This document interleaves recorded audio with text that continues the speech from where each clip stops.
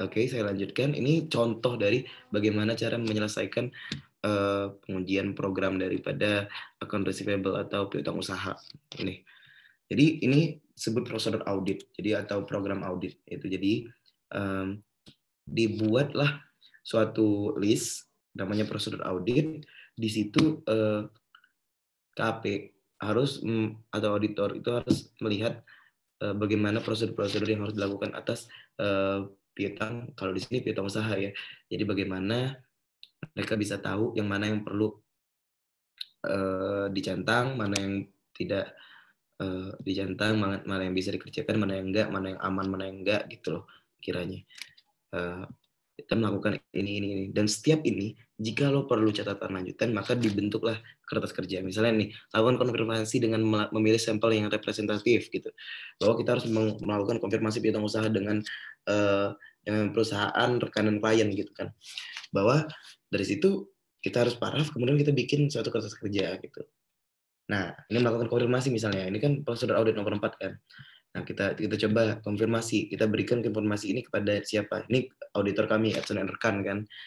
Maka dikirimkan kepada siapa gitu. Nah, itu di buku praktik auditnya dari Sukrisno Agus. Tapi ini contohnya. Kalau Apple Blossom ya, bahwa ini kita kirimkan jadi kita lihat ini ada apa namanya ya? Aging balance. Jadi apa namanya? Maaf. List piutang usaha yang dibuat oleh customer, oleh klien kita tuh ada apa aja, customernya siapa aja, dan udah umurnya berapa tahun gitu. Berapa tahun? berapa hari dari tanggal pembelian gitu ibaratnya. Dan kita jadi bisa tahu mana-mana yang bakal lewat gitu kan. Nah, terus ada konfirmasi di ujungnya auditor bikin dari list ini auditor bikin konfirmasi. Nah, ini salah satu contohnya surat konfirmasi yang diberikan kepada Frankie Frolalfrek ini ya. Frankie Frolalfrek bahwa dia tuh dikatakan bahwa totalnya punya 10.500 piutang usaha. Nah, itu nilainya 5.500 di hari yang sekarang dan ada 5.000 di 30 sampai 60 hari gitu.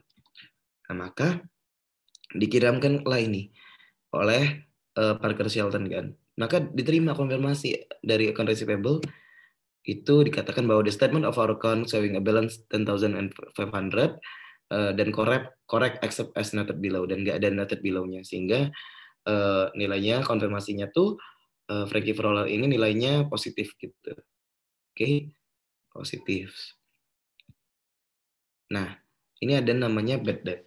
Jadi di sinilah tadi kan piutang usaha ya. Sekarang ada karena piutang usaha itu berkaitan dengan bad debt, maka kita perlu lihat bad debt-nya. Nah, ini kertas kerja dari kertas kerja B5 tentang menghitung ulang dari bad debt. Jadi bagaimana nilai balance menurut klien, nilai balance menurut audit, dan bagaimana kemungkinan nilai itu ada difference-nya. Jadi kalau misalnya dihitung ulang oleh auditor secara kasar, secara apa ya, secara cepat gitu, apakah nilainya bakal berbeda jauh gitu kan. Jadi ada balance nilainya tahun lalu itu 13.769. Kemudian ada write off sebesar tahun 2002 menghilangkan nilai allowance for bad debt buat bad debt yang benar-benar terjadi kan sebesar 12.195. Nah, sisanya tinggal 15.74. Nah, ditetapkanlah provision for bad debt pada ini. Provision tuh apa? Nilai kiranya bad debt bakal terjadi, bad debt expense lah kira-kiranya. Kalau provision for bad debt itu sebesar 11156. Maka balance per klien menurut klien itu nilainya 12.729 di balance sheet. Terlihatlah di trial balance sheet. Kalau misalnya yang provision for bad debt itu terlihat di trial balance income statement.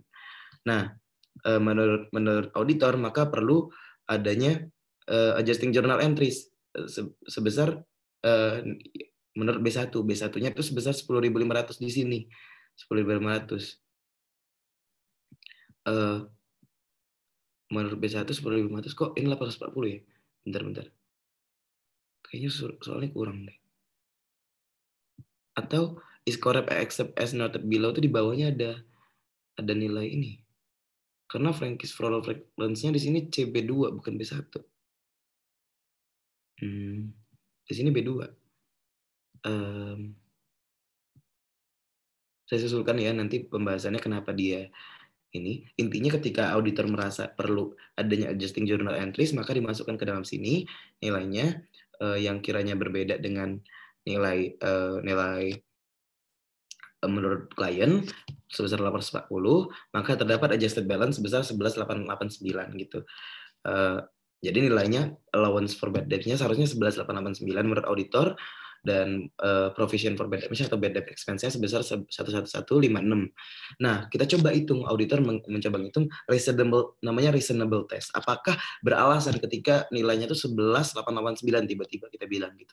Kita hitung kiranya 1 sampai 30 hari itu berapa sih sebenarnya expected uncollection persennya. Ini kan menurut manajemen kan, ditentukan oleh manajemen. Pasti ada catatannya bahwa 1,5%, 10%, 50%, sampai 100%. Kalau udah lebih dari 90 hari, maka ditentukan 100% gitu. Nah, pas dihitung nilainya yang 1 sampai 30 hari itu segini, 30 sampai 60, 60 sampai 90 segini. Intinya dapat balance-nya totalnya estimasi uncollectible-nya sebesar 10.715, sedangkan balance kita tuh 11.889. Maka ada difference sebesar 1.174. Apakah 1.174 ini sudah masuk ke dalam materialitas yang ditentukan di awal, gitu ya? Nah, materialitas ditentukan di awal kan cukup gede tuh di juta-jutaan, maka tidak termasuk. Maka termasuk reasonable mungkin untuk menaruh 10.000 dan menaruh 11.800 di perkiraan, kalau kita hitung-hitung cepat itu 10.700. 1.000 itu tidak terlalu material gitu. Sekian untuk pembahasan kali ini. Ada utang saya untuk membahas B1 itu, insya Allah kalau bisa ditemukan di pertemuan selanjutnya. Terima kasih.